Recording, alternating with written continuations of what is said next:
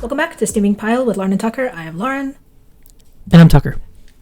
And it's been a minute. So in the time that we weren't recording, I picked up like a podcast to actually listen to. And I found The Basement Yard through their Pop-Tart argument. And it's been fascinating to listen to like a full, like, long-running podcast of two people talking. Mm-hmm. And what struck me the most is just how much talking is involved. Like, I am used to like good conversational etiquette where like if someone else starts talking, you stop, and that sometimes leads to gaps. But it strikes me as very interesting that good podcasting sometimes sounds like poor conversation etiquette. Poor conversation etiquette as in like people cutting each other off? Yeah, cutting each other off, constantly talking. That's very interesting. Yeah, it's yeah. I've noticed that while I edit these, there are occasionally gaps while we think of the next thing to say, and that seems completely natural. I don't edit those out for that for that exact reason. Not only that, but it's incredibly tedious to edit those out, and there are hard cuts in the video. But yeah, no, it's interesting that is a. And I don't know if I could ever do that. I'm not fast enough, I don't think, to actually keep up with that. But also, I don't know. I always think it's better for, let someone get their full, complete thought out, right? Yes. Yeah. And maybe that's just how they're able to fill an hour, because you just follow whatever train of thought happens instantly. You're just, subway surfing through threads of conversation. Mm. And I think what's also fun about their show is I can't tell where there are bits and where there are them being genuinely stupid. And I enjoy the charm of that, because a lot of the arguments spur from them deliberately misinterpreting the other or just straight up misunderstanding. And that could just be, you guys aren't thinking about what the other person's saying. You have to fill the gap. Which podcast is this? The Basement Yard. I believe it's from Joe Santagato. He is like the actual host of it. But I've been watching it with him and Frankie Alvarez, and they just talk for an hour. And then I found them through TikTok compilations, and they're it's great for morale, because I'll have them starting in the morning when I start my work day. Mm-hmm. And so it sounds like I have like coworkers behind me, and so that keeps my spirits up when I'm engaging in the soul-crushing monotony of the 9 to 5. Mm-hmm. Yeah, and I wonder if that's I'm shocked that that's not a space that's been more tapped into. Like something ambient office noise. Ambient office noise, but like, what am I thinking of? Ambient office noise, but aimed directly at the camaraderie you miss from being in an office, because you're 100% remote, right? Yeah. I'm 100% remote, and I basically have been for many months now. So, and I'll be honest, and it's coming, and okay, it's coming from a very, very high place of privilege that I'm able to say this. Oh yeah, but boy howdy, that pandemic was great. Can you think of a way? I'm serious. Can you think of a way that your work life changed in a negative way, like a truly negative way, like actually detrimental? The only way that I think it changed negatively is just a personal disconnect from the work that I do and from the company I work at. Which could just mean I'm better prepared to job hop. But I know that it sometimes is very hard to be motivated, because I do not care about where I work and the work that I do. Shit, that's pretty big. Okay, well, I mean, and that's fair. That's fair. Did you feel? Yeah. Do you think that if you were in the office still, where you work, because where you work is where you've worked for many years, right? Like 3 years at this point? Yeah, 4 in June. Okay. Do you think that if you've been in the office day in, day out, 9 to 5 for the 4 years, do you think that you would feel more connected and belay what you are explaining now? Perhaps, I don't know. And it's because I don't know that I spend, 20 minutes a morning looking through the LinkedIn recommended jobs. Fair enough. Yeah. Fair enough. That's and for context, I just did such a job hop, if you're to that point, it's incredibly possible that you have made peace with the job hop. Yes. Yeah. Right. I had struggled with it for a bit because everything was on fire at work, and I'm like, I can't leave because it makes me look like a coward if I abandon ship and jump to something else. Sure. But now that everything's settled, I'm like, okay, you guys are good. If the next thing comes my way, that'll be fine. And I had a job picked out. I was like, I'm gonna go for it. And then my resume had a typo in it 2 lines above where I bragged about my attention to detail. So I don't think they're gonna call me back. But excellent. Was it like we put ourselves out there? Was it a bad typo? Like a very noticeable typo? Kind of. Because what happens is with Microsoft Word, where you're editing your resume, if it has autosave on, you technically don't need to hit Control S. Right. But I am paranoid because I almost lost a work in progress, so I've been hitting Control S. But if you hit Control S a bunch of times, and you just happen to pick up the control before the S, you just add a couple of extra S's at the end of things. Oh. And so it's not the worst. If anything, it means I can add a line that says, I am fastidious and careful at the expense of detail-orientedness, but, that's how that goes. That's an interesting mistake to have made. Yes. Yeah. And that hitting the S before controls. I mean, I don't know. That seems really hard to do just because I don't know how you type. When you do keyboard shortcuts, you don't go from outside to inside of the keyboard layout? I do go from outside to inside, but like when you're in the throes of it, you just kind of like... Oh, yeah. And then you may just take it off a little early. Sure. You're doing the... Yeah. No, I get that. Silly mistakes like that. And you gotta wonder... You gotta wonder that...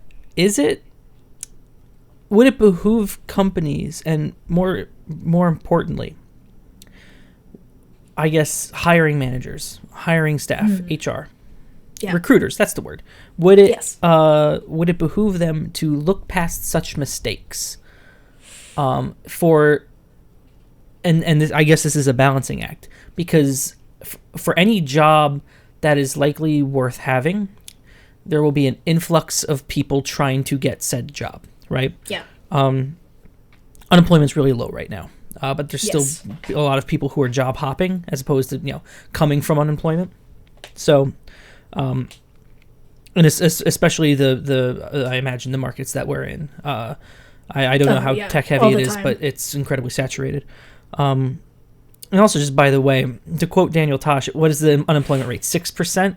That implies that 94% of Americans are employed. Just think about that.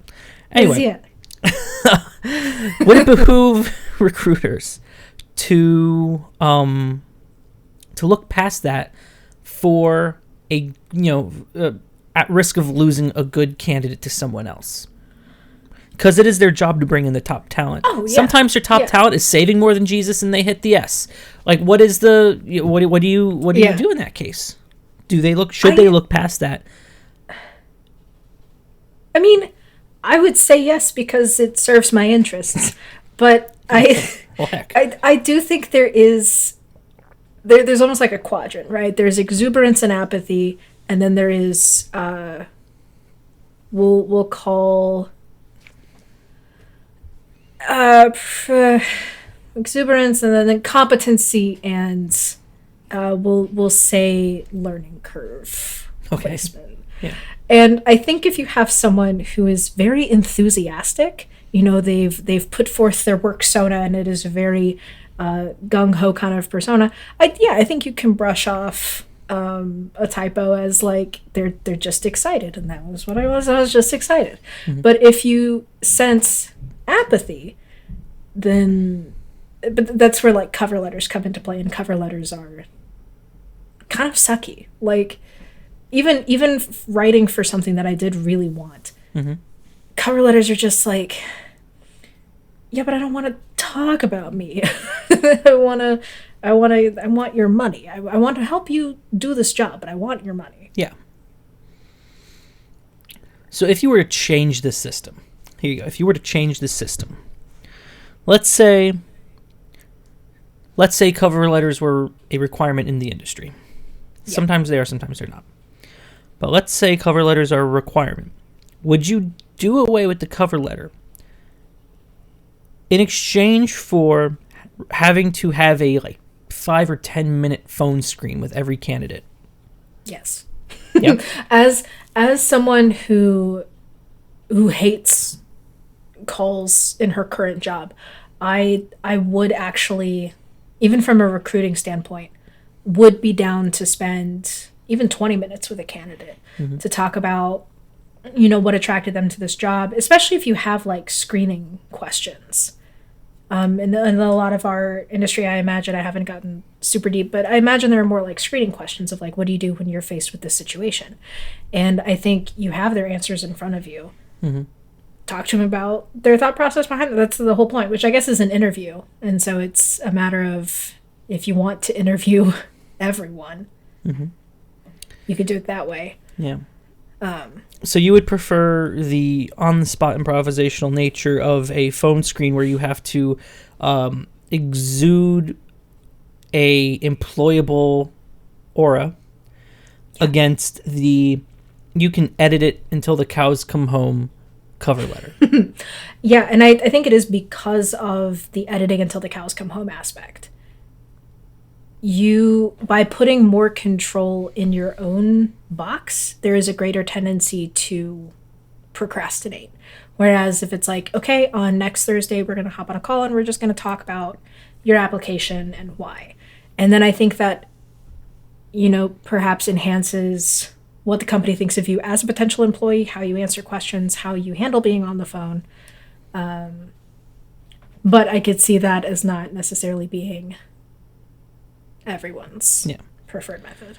And I think no matter which direction you go in, it's going to be a crapshoot, right? Yeah. Because there's a human on the other end of it. Mm-hmm. And again, it is their job and in their best interest to not only attract the best talent, but to select and weed out the best talent, right? Yes. Yeah. The whole the whole transaction and this is what gets me, right? The whole, just the fact that you can just do that, right? That you can just change jobs. Mm-hmm. And I guess this is something that I suppose I struggle with at some level. Just I don't want to say the adultness of it, because that's such an overused word, but I can't think of a better one. But you see what I'm saying, right? You could you could just up and change your job. You could just up and move to another state. You could just start a family. They let anyone do that nowadays. Yeah. And it's a morally neutral question. It's you changing jobs. That's not a good or bad thing, but it's a thing you can do. Yeah. Yeah. That throws me through so many loops, especially when you make certain decisions and then those things are kind of locked in place. If you are an untethered person, you just date people. Mm-hmm. And if you're not married, you just break up with people. But I've chosen to be married, and that means those avenues of choices are cut off. And I'm not saying this I don't want people to hear that with regret. I'm very happy with this decision, and I'm kind of glad that there's certain choices that I don't have to make anymore. Mm-hmm.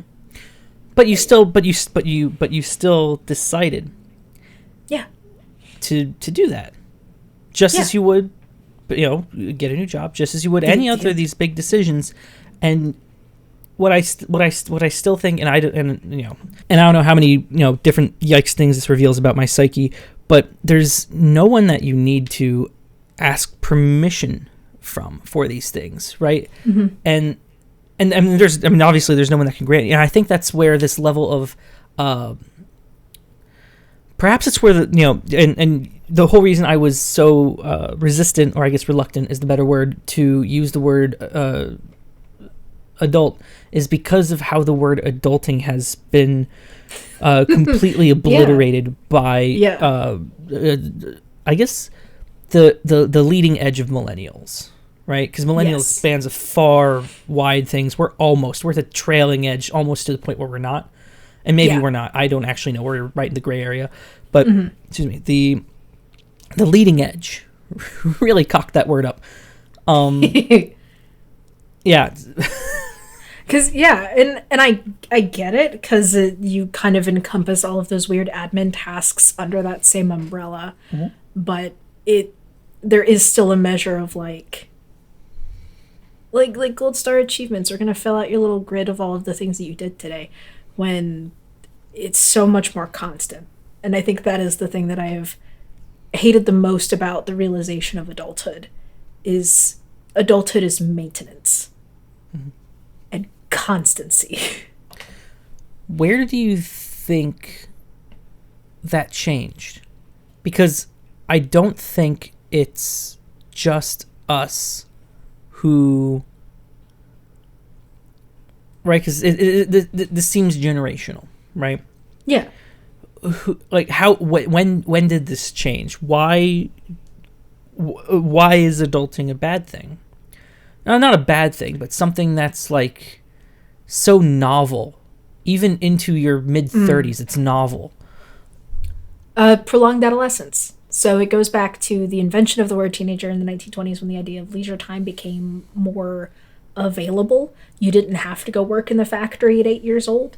You could hang out at home. And with both college and then like the job market crash in 2008 or whatever, so there were a ton of people graduating into a market that didn't exist anymore. And there were a ton of kids who were told all growing up, hey, if you go to college, you get a job. And no one told them it matters what kind of degree you get. So there were a ton of kids who had to go into like marketing and admin jobs. And so they couldn't move out until their insurance didn't cover them anymore. And there are some people who blame the fact that insurance covers dependents until they're 26 on like the prolonging of adolescence. But also I think there's kind of a coddling that is happening that people don't realize, of where it's like, oh, kids shouldn't learn about this in school. Kids shouldn't learn about this at this age. Kids shouldn't learn about this at this age. And so they reach, high school, and they're trying to find everything out on the internet because they're not allowed to be told those things in school, and their parents won't talk to them. So I think, and then there's like the insulation of, oh, we don't want kids to feel bad. We don't want them to have bad feelings, because no one wants to have bad feelings. We don't know how to process them. Right. And so I think there's just a bunch of different factors that make adulthood so novel and different. Okay, I wasn't really expecting a full-blown dissertation answer, but that actually makes a lot of sense. Somewhere along the line, you're right, we did, and I actually just read an article about this in the paper, which I'm unashamedly subscribed to now. I just read that, it's somewhere along the line, and this is actually an article about teenagers, I think. But somewhere along the line, we were told that it was not okay to be unhappy. Yeah. Yeah. And and I mean, I wish, but it's, that's not true. And maybe, I definitely agree with the coddling argument there. That's very true. And I wonder, all right, tinfoil hat time. who did that? Because you can see kind of how there's money to be made in that, right? Oh, yeah, for sure. Because here we go. This is the whole point of social media, right? Yeah. Because I mean,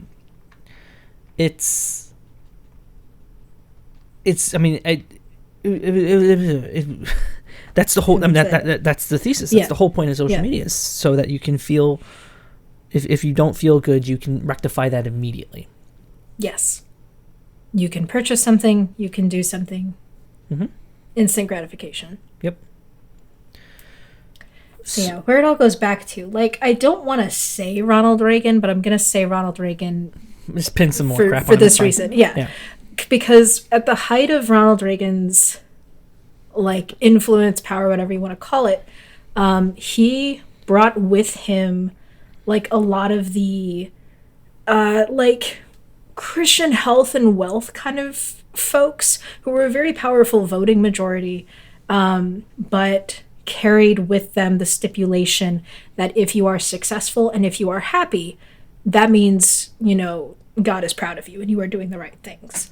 And so negativity and struggle were associated with, you know, not doing what God wanted.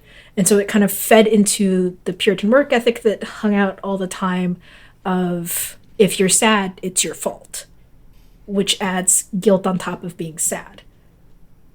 And so you don't want to feel those things. You want to just not feel those things. So I must browse Twitter because it's God's will? That's what they would want you to think, yeah. Well, okay. But okay, so but I don't know, the way you define they, you're taking a whole stripe of America. You don't think it's some nefarious long game, you know, long con, right? I mean, how could it be? Con. I am coming at it from like my cultural background, where that is the rhetoric that like my whole upbringing, even if it was like pushing against that, that's like the prevailing thought behind it, is if you're sad, then don't feel those feelings. Just like figure out a way to get rid of them as fast as possible. Okay. But there's probably a long con of like, if we elevate like being happy, then anytime you feel sad, that is a product that can be sold in between sad and happy.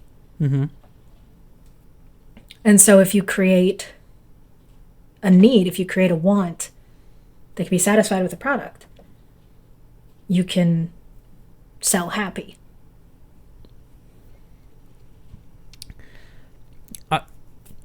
I think these theories now that I thought about it, I think these theories are not mutually exclusive. I think so I think what you said is the bridge, and it makes it not a long con, but it still provides the basis in the Reagan days, roughly. Because that was, when was Reagan president? Way before the internet, right? So 40 years ago. I mean, the internet as DARPA would have had it, but yeah. Before the internet as we know it today. Before Al Gore invented the algorithm. Yeah. Exactly. So that's how it started. You don't need the internet for that, but the internet really used it, right? TV TV walked so the internet could run, right? But it all could possibly be rooted in that, because religiously or not, that is still a thing that was very much taught, right? Oh yeah. And I don't, tinfoil hat aside, I don't see how that could be a long con, because at that point, how could someone be like, if we plant the seed now, we can manipulate them later? There's no way. There's no way. That's silly. Yeah. Ooh, and another thing, on the internet, how long does it take to acknowledge someone's happy and share in that happiness with them? It takes like a second, if that. If someone's sad and they like write out why they're sad, you gotta like stop and process, and we don't have time for that. We gotta move on. Yeah. And so I think online, because so much moves so quickly, good feelings are rewarded, because good feelings are rewarded, bad situations are also rewarded. And so we get to, I think that's how we ended up with the stupid true crime problem, is we associated that heightened enjoyment with grisly murder documentary. Yeah. I'll admit, I've been watching a lot of those recently. It's good background noise while I play a game or something. It's yes. It's actually gotten to the point where I'm like incapable of playing a game well without it. Video games are so fun. What are you playing? I'm playing Trackmania. I've not heard of that. It's a racing game. Okay. Yeah. Cool. But Nice. just having that stuff on in the background, for some reason, if I don't have it on in the background, my attention span, not my attention span, but the way I'm dividing my attention morphs in a way that I'm garbage at both of them, right? Yeah. So it's a very strange phenomenon, but yeah. Yeah. Yeah. Yeah. I've started noticing that where like I need the same, we're getting to the point where I need like the same 8 songs playing. And I just listen to those same 8 songs for like 2 hours. And so when I made dinner tonight, I deliberately didn't have anything playing. It was just the sounds of the kitchen, because I'm like, I can't. I gotta like give myself a break to not hear anything. Mm-hmm. Yeah. Because if you're left alone in silence, you could become unhappy. Maybe not, but the possibility exists. So we avoid that. Yeah. Because that's what we were told to do. Yeah. I have both like gotten more, like lately I have been extremely overwrought, which there's always like the feelings about the feelings stuff. And so when I'm having like a full-blown meltdown, I feel guilty and dirty the whole time, because I'm like, this is annoying. Like I am annoyed by myself because I couldn't live with this, like gestures to all of me. And that's like a weird thing to try and push through, of like letting myself feel bad, because I know that once it's over, it'll be fine. But just feeling so like despicable at the low points has been like the thing, the hard thing. You feel like you ought to be stronger in the moment. Oh yeah. I think I would have a really hard time, because I would associate emotional maturity with not having a meltdown. And so I'd be like, well, professionals and adults don't have a nervous breakdown about their day. They just handle it and they move on. Yeah. And it didn't help that my direct manager is so even keel all the time. Nothing shakes him up whatsoever. And he's like, yeah, we're going to work together. We're going to find a solution and it'll be fine. And I'm like, I need you to sound like you're on your last rope. Like, I need someone else to hate this. I need someone else to be having a panic attack, because I don't want it to be just me. Yeah. Show me that I'm not abnormal. Yeah. Yeah. I get that. I'll have moments like that. And it's like, why am I the only one that's freaking out about this right now? I should be able to handle it. Yeah. Yeah. Were you relative in age? Where did you fall? Were you among the younger people at your current or old job? Or were there more people your age there? I'd say I was, let's see.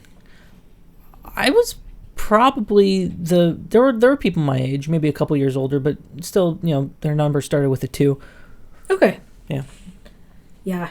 At my current job, there's like one person that I know is 24, but we all work together. And then the next oldest person is 29. And she already has a house. And so there are lots of like life experiences that I just don't have. And it's, I need someone in their 30s to call me and cuss out the customer. Just so I know it's not just my problem. Yeah. And I think that is part of like what gets me about remote work, is it's harder to like knock on someone's door jam and say, can I complain about something? For sure. Yeah. That is something that hasn't really been figured out over Zoom. Yes. Now, does that mean I want to go back to an office? Probably not. No. What? Commuting? No. Ew. Ugh. God. Yeah, no, absolutely not. That sounds horrible. At my old place, that would have been it's about a 45-minute train ride one way. Oh. Yeah. I guess, I mean, I right before I left. I guess not right before I left, but like a half a year before I left. So, covering the winter, I got an electric scooter so I could scoot to work, and then I left, and now my office is based out of Denver, so I can't scoot there. But yeah, no, it's yeah, and I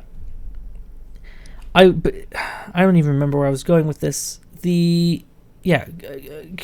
I don't miss the commuting, and I think I hear that from a lot of people. That's pretty much that's a fundamental way that their work has changed: the commuting and the community. Mm-hmm. Yeah, and like my company tries, but they'll do like get-togethers for the people who are at the local office. Yep. So if you're not at the local office, you can try to zoom into that. It's not the same. But yeah, it's especially if like they cater the thing and it's like I'm just gonna be here, I guess. And like my husband's company started doing trivia in the mornings as just kind of like every day you'll have someone else that you're facing off against and you'll answer 6 questions and then there's like a leaderboard. And I'm like, that's cool. Because they'll try to like have community on like our stand-up calls, but if the question like today was about March Madness and there were probably a quarter of us who were like, we don't follow basketball, so we don't have a team, here's what we're doing this week. Yeah. And I get it, it's hard to find something that applies to everyone, especially to have like long-running questions that you'll have for weeks and weeks to come. And it feels like a shallow reason to want to leave a company based on the culture and general demographics. But I don't want to be there. That's not a shallow reason at all. First off, is your husband remote, or does he go to an office? He is fully remote now. Okay. Okay. I can see trivia being easy to do over something like that, and also you're not left at home to be like completely isolated. That's good. Where was I going next? Culture is a completely reasonable reason to leave where you are. That's not small potatoes at all, because it's like it's the other half, right? You have to. I mean, you have to like where you work, right? Yes. Yeah. I mean, if you're around people you don't like, or the way things work is bad, right? Yeah. You might have Stockholm syndrome, but that's still a very valid reason. It's a valid as hell reason to leave. Yeah.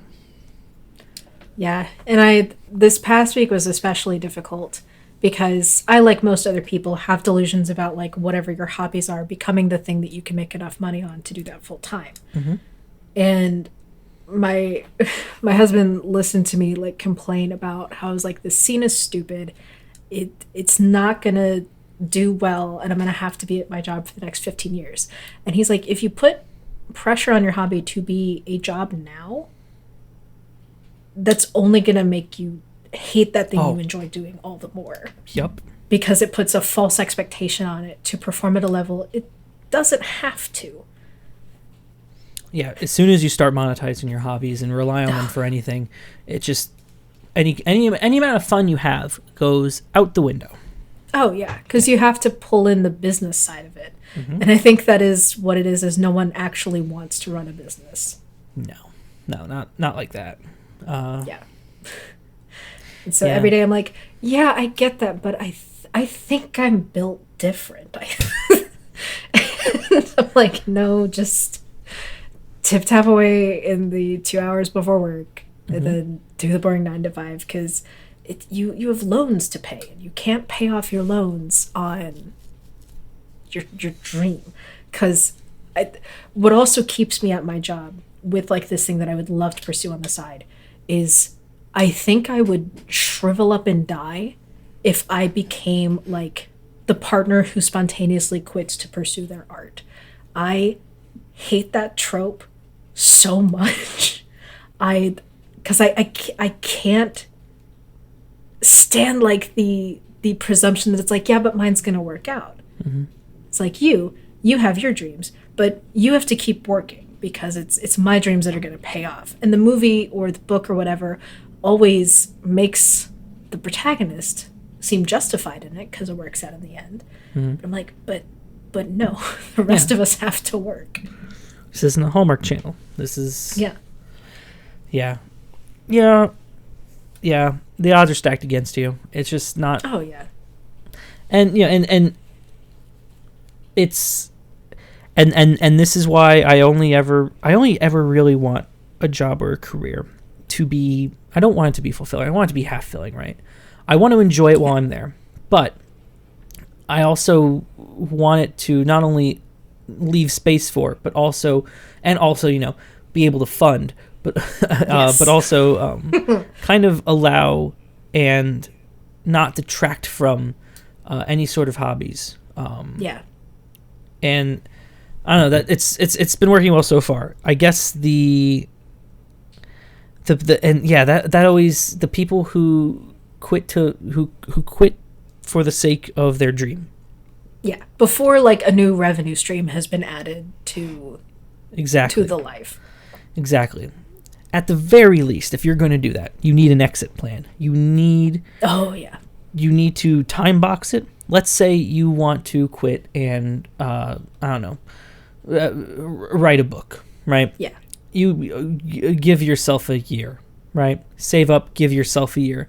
If you haven't gotten anywhere at the end of a year, you will at least have had rest and leisure, and you will have at least had a gap, and you've tried, and you can see, well, maybe not, right? Maybe I can just keep doing this as a hobby, and then you can go back into the workforce, having fulfilled that you tried, but you cannot go into it with the expectation that it will work.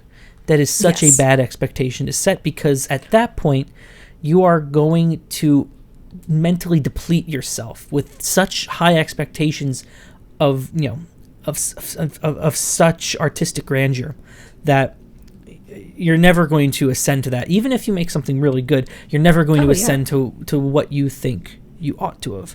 And in the first 3 months, you're going to feel guilty. In the next 3 months, you're going to feel pressured. In the third quarter, you're going to start to feel regret. In the fourth quarter, you're either going to feel even more pressure, or you're just going to have given up, right? Yeah. If you have such high expectations. On the other hand, if you go in with the goal of, I'm going to try this, I'm going to see if this is going to work, and you're not going to hate yourself for not doing it, then just take the year. Take the year. See if it happens. If it happens, that's friggin' awesome. And if it doesn't happen, that's just as okay. You can still be happy that you tried. The problem comes from actually adhering to what I just said, because because the grandeur comes first, right? Yeah. I think this is especially a big pratfall for writer types, is they think the first one will be the one that guarantees the rest of them. And from everything I have seen, like, you have to be like 10 books deep before you even start to accumulate the kind of money that would mean you could do it full time. Yeah. And the exceptions are so far and few in between. Oh yeah. Yeah. I've followed a lot of content just to like understand and know what all of it means. Mm-hmm. And I've been psyching myself up, just because it's a long video, to listen to someone talk about what it took to quit their job. And I'm sure it's going to be like, yeah, I was probably like 5 or 10 years into doing this as a hobby, still making money, but doing it as a hobby. And I'm like, yeah, that's probably how it goes. But like, But like, what if the first one's really good? Not everyone can be Harper Lee. No.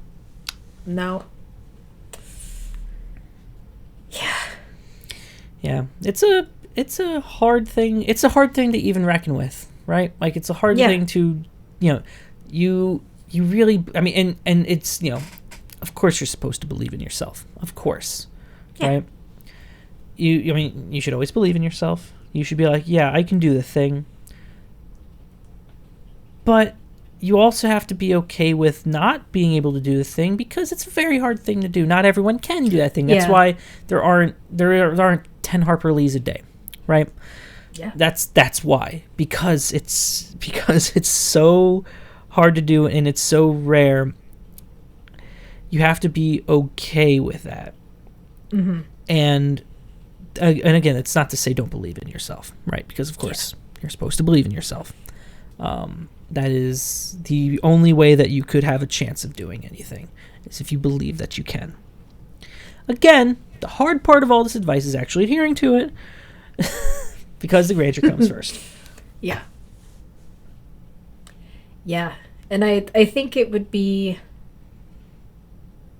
better just for people overall if younger people stopped succeeding. I think just blanket must be this tall to succeed, just so we don't forget that so much of your stride happens in your 30s and in your 40s. Yeah. And that's just facts. I've started writing down, like, people I really enjoy reading, and writing down when their first book was actually published, because so often I get distracted by people who publish their first book at 22 or 24. Mm-hmm. And I'm like, well, I'm past that now, which means it's never going to happen. And it's like, no, here are all of these adults who published actual good books, who didn't just, sell a book on hype and tropes, that have been able to do it forever. Yeah. There's a measure of, like, do your time. That's okay. Mm-hmm. But man, it's hard. Yes. Everyone wants to have the success as early as possible because they see everyone else doing it earlier than they are. Not everyone can be Charli D'Amelio. You gotta have. She's like what? She was like 15 when she popped off. So young. First off, what are we feeding them? And second off, what, like. Who? I mean, look. Oh, anyway. Okay. Anyway, that's a whole other path. You'll never go broke in America by raising a pedophile army. Anyway, the point of the matter is, who do you think's following her? She's a 15-year-old, 12-year-old dancing. It's with like high school. with money, with money, clicking on those ads. Okay, the money. Well. Kids are savvy. They're getting their parents' credit cards. They're buying. That's fair. That's fair. They're buying those Fortnite battle packs. V-Bucks. I don't know. V-Bucks. I don't know. I don't know. But this is I'm sure this is a pie chart that you don't want to see. Yeah. The point of the matter is, you have. It's hard to ignore such incredible success from people younger than you and think, damn, I missed out. Yeah. It's I don't know, it's one of the biases. I forget which one it is. You're being selective with what you're choosing to notice. Yeah, confirmation bias. Sure. Yep. I think where you're like, everyone successful is younger than me, and then you can point to everyone younger than you who is successful. Yeah, but success is in the broad range. Remember, and I'm brace yourself. I think I'm about to quote Casey Neistat. I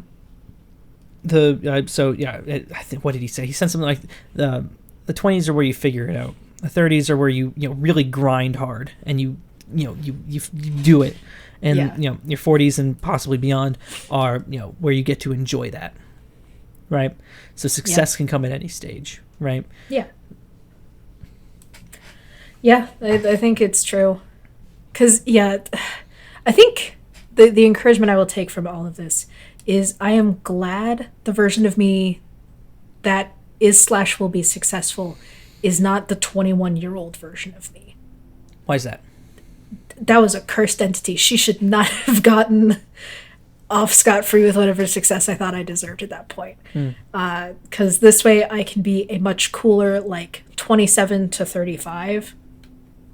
Way more chill. Yeah. That's way, way better off. We will have fished so many things out of the lake before it froze over that we'll be much better prepared for the success. Because I was still on Twitter at 21. That would have been a bad combo. Yes. Yeah. Yeah. I mean that's a good takeaway from it. You can only be more successful in the future, and it's pointless to have regrets about not being successful in the past. And it sounds like you like who you are now and in the future better than who you were in the past.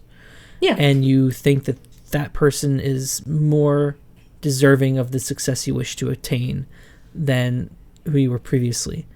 And that is a pretty good mindset to have. It is, I mean, it's not only an incredibly humble mindset, but it's also a very positive, forward-thinking mindset that is very hard to build up, right? Because it's very easy to attach to negative emotions of jealousy of younger people, right? All the time. Very much so. So yeah. That's a good takeaway from this, I think. I think so. And we can take those takeaways all the way to the bank with the money that we've gotten from tonight's sponsor. Oh, look at that. Incredible segue. Well, Lauren, tonight's episode of Steaming Pile is brought to you by the United Association of Socks. Are you tired of losing your socks in the laundry? Do you ever wonder where that one sock disappeared to? Well, wonder no more, because the United Association of Socks has a solution for you. Simply buy twice as many socks as you need and never worry about matching them again. It's a win-win situation. More socks for you to wear and more socks for you to lose. Join the movement today and never suffer from mismatched socks again. Now, I know what you're thinking. Socks? That's really the best sponsor you could come up with. But hear me out. Socks are more than just a humble piece of clothing. They're a fashion statement, Lauren, a conversation starter, a way to express your personality. Are you a stripes kind of person? Or do you prefer polka dots? Maybe you like to put little pictures of your dog and cat on your socks? Yeah. For Christmas, my parents gave me socks with pictures of their faces on them. They're frameable. They're interesting. Do you like your socks knee-high or ankle length? There are endless possibilities when it comes to socks, and we're here to help you find the perfect pair for any occasion. Just be sure to buy multiple pairs of socks for when you lose one of them. That is from the United Association of Socks. Thank you, United Association of Socks. You're always there to keep my feet warm. Which is a very important thing as we're still on the cusp of like that winter spring kind of feel. Socks are important. Yep. I wear Croc slippers, unsurprisingly, and I can't even describe to you the smell. I wear... Yeah. Look, I got a new pair, right? Mm-hmm. And I have not put my bare foot in them. And they still somehow collect an odor. Ooh. I cannot wear these without socks now. Because if I expose my feet to the inside of these are less than... when did I get these? I feel like in November. And they're not machine washable. Look, I'm wearing them now. Right, yeah.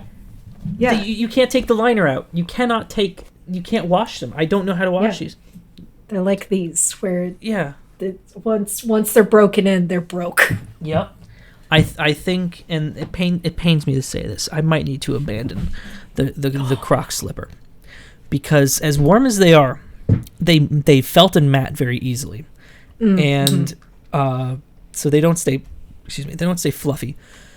But you can't wash them. I've considered how can I wash them, and maybe I'll try this with my other pair because I still have my old far smellier pair. Can I just put them in the washing machine? I think you can put them in the washing machine, or you could do like that rug cleaner guy. No, I've tried that. Where you I've put pet stain remover Woolite in them, and I've scrubbed the hell out of them, and it helped. The stuff came out of it, and it smells a little better, but it's still not great. So I wonder if I have a top load washer, so I would probably like line the inside of the tub with tub or basket. That's technically the basket. Line the inside of the basket with shoes that I want washed, so that it's balanced well. Oh, like a Gravitron. Yes, and just have it kind of swish those around. They'll fall in from the side at some point, but hopefully the spin cycle will bring them back up. I don't know. It's food for thought. I also consider putting Crocs in the dishwasher, but I'm afraid they'll shrink. Oh, they might. Yeah, because like at least with a washing machine, you can keep it cold. Yep. I have no idea what temperature my dishwasher runs at. I can ask it for a high temp wash, but I assume it washes with warm regardless. Yes. You might be able to throw them in with like towels to kind of cushion the impact. That would help with balance because the rotational inertia.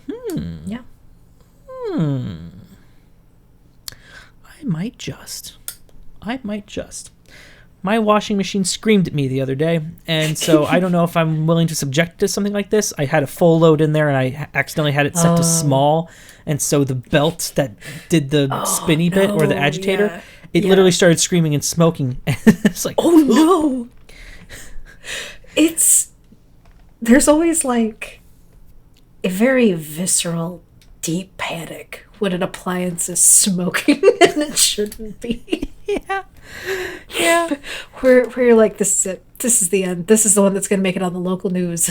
Yep. And this is the first time people I went to high school with are going to hear about me is my dryer exploded. Yep. Oh God, I'm getting started. That I have a gas dryer. Okay. We probably do too.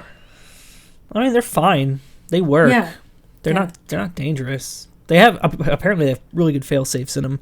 The flame sensor on mine died and it wouldn't heat clothes. It just tumbled. Oh yeah, we had that happen too. We had to get like the big tubing thing replaced. Yeah. Like I'll fix my own appliances, but when it comes to gas and fire, I'm going to let someone else do that. Someone went to school for that. Yeah.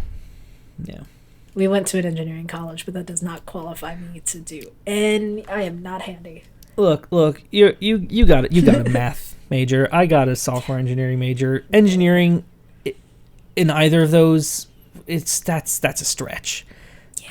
Right. That's a stretch. I don't know. Yeah. Now smoke detectors in toilets, I'll fix those all day. Oh yeah. But my father once showed me how to rewire something. Wrong time, wrong place. I don't remember a single thing that he said. Yep. Well. And he has internet now, so theoretically, someday he could stumble upon this and he'll hear that. And so if he does, I'm sorry. Well, can't win them all, I guess. No. It turned out all right otherwise. I think I turned out fine. I've been well adjusted, I think. Can't rewire something, but everything else is fine. I can't rewire a house, but I don't require fundamental rewiring. So, boom. That's a success in my book. Hell yeah. And with that brings us to the bottom of the pile. So, thank you so much for joining us on this episode of Steaming Pile with Lauren and Tucker. I have been Lauren. And I have been Tucker. We will see you all next time.